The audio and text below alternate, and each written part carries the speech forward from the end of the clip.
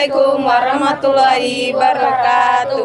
Perkenalkan, kami dari kelompok 3. Di sini kami akan menjelaskan tentang pemeliharaan peralatan kantor. Sebelumnya, perkenalkan, nama saya Iren Stefani Beranda. Saya Mutiara Oktavia Ismi. Saya Tasya Pasaputri. Saya Natasha Oktaviani. Saya Hana Romnisha. Saya Muhammad Ferdiansyah. Berikut ini penjelasannya. Materi pertama yang akan kita bahas adalah penjelasan. Penjelasan dari peralatan kantor merupakan penunjang yang penting dalam pelaksanaan aktivitas karyawan. Sedangkan pemeliharaan peralatan kantor adalah serangkaian tindakan yang dilakukan untuk menjaga kondisi optimal dan memperpanjang umur pakai peralatan kantor. Ini juga termasuk pembersihan, pengecekan, perawatan, dan perbaikan berkala untuk memastikan peralatan berfungsi dengan baik dan efisien.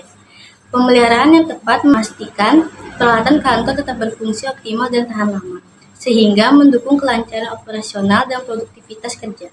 Pembahasan pertama ada tujuan. Tujuan pemeliharaan kantor ada 5, yaitu pertama, peralatan selalu dalam keadaan baik dan bersih. Kedua, barang tidak mudah rusak karena hama atau cuaca. Yang ketiga, barang tidak mudah hilang. Yang keempat, barang tidak kadaluarsa. Dan kelima, barang tidak mudah susut. Selanjutnya ada juga jenis-jenis peralatan kantor, yaitu yang pertama komputer dan perangkat keras seperti printer, scanner, dan mesin fotokopi. Yang kedua, peralatan elektronik seperti telepon dan mesin fax yang memerlukan pembersihan kotoran, penggantian baterai, dan pengecekan koneksi. Yang ketiga, ada peralatan furnitur seperti meja, kursi, dan lemari. Yang keempat, ada peralatan kebersihan seperti alat pel, sapu, dan vakum cleaner. Yang kelima atau yang terakhir, alat tulis kantor juga memerlukan peralatan yang bertinta harus ditutup setelah penggunaan. Selanjutnya ada prosedur pemeliharaan peralatan kantor. Pelaksanaan pemeliharaan peralatan kantor dapat dilakukan untuk mencegah terjadinya kerusakan. A. Pemeliharaan. Pemeliharaan berdasarkan waktu. 1. Pemeliharaan sehari-hari. Pemeliharaan ini dilaksanakan setiap hari dan karyawan bertanggung jawab atas peralatan kantor tersebut. Contohnya seperti pemeliharaan ruang kerja, mesin tik, dan komputer. Selanjutnya ada pemeliharaan berkala. Pemeliharaan ini dilakukan dengan menentukan waktu pemeliharaan yang akan dilaksanakan hingga waktu-waktu mendatang. Misalnya seperti seminggu sekali, 2 bulan sekali, dan seterusnya. Umumnya hanya untuk mesin-mesin besar atau mesin yang intensitas penggunaannya yang tinggi. 2. Pemeliharaan berdasarkan jenis peralatan kantor. Yang A. Pemeliharaan barang bergerak. Biasanya, pemeliharaan barang bergerak dapat dilakukan setiap hari atau secara berkala. Contohnya mesin kantor dan alat elektronik. Yang B. Pemeliharaan barang tidak bergerak.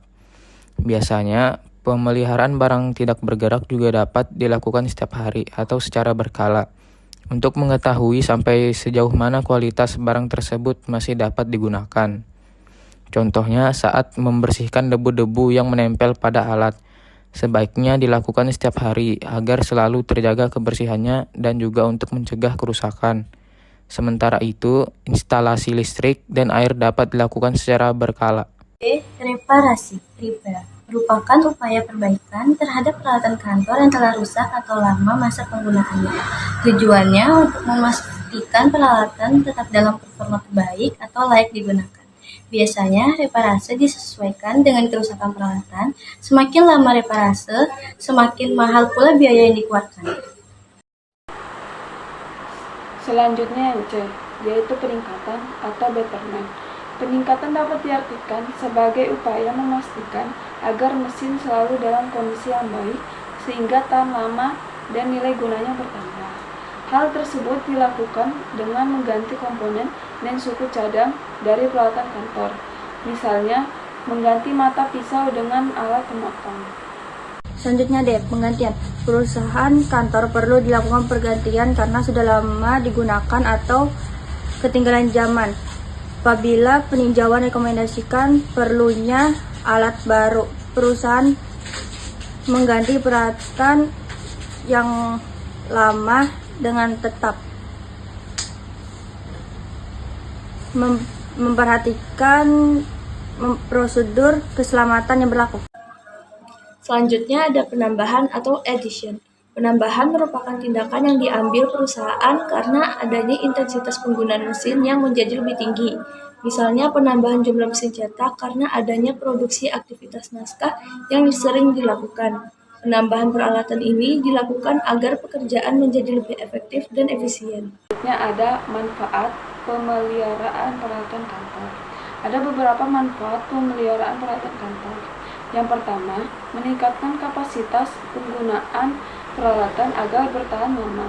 Yang kedua, mempertahankan kemampuan perangkat peralatan. Yang ketiga, mengendalikan atau menekan biaya operasional. Yang keempat, meningkatkan atau mempertahankan kualitas pekerjaan. Dan yang kelima, meningkatkan produktivitas. 5. Kesimpulan. Jenis peralatan kantor di perusahaan biasanya disesuaikan kegiatan masing-masing. Namun, peralatan seperti printer, mesin fotokopi, dan proyektor umumnya dimiliki setiap perusahaan karena fungsinya yang begitu penting. Untuk printer, perawatan dapat dilakukan dengan menjaga kebersihan printer dan tidak menggunakan secara berlebihan. Untuk perawatan mesin fotokopi dapat dilakukan dengan membersihkan cover dan kaca agar hasil cetak selalu optimal. Lalu, alat proyektor perawatannya dapat dilakukan dengan membersihkan bagian luar dan tempat yang tidak terkena sinar matahari langsung. Penjelasan dari kami. Kurang lebihnya mohon maaf. Wassalamualaikum warahmatullahi wabarakatuh.